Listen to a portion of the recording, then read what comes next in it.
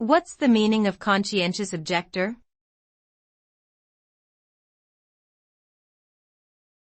Conscientious objector.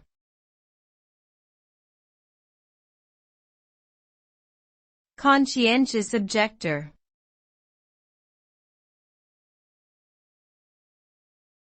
Conscientious objector.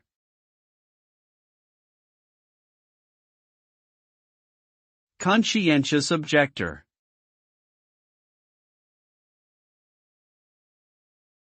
A conscientious objector is an individual who refuses to participate in war or other military activities on the grounds of their religious, moral, or ethical beliefs. This refusal may be based on their opposition to violence, killing, or the taking of human life. Conscientious objectors are protected by international law, and are recognized as legitimate refusers of military service. While some countries recognize the right to conscientious objection and provide alternative service options, others may punish conscientious objectors with fines, imprisonment, or other forms of punishment.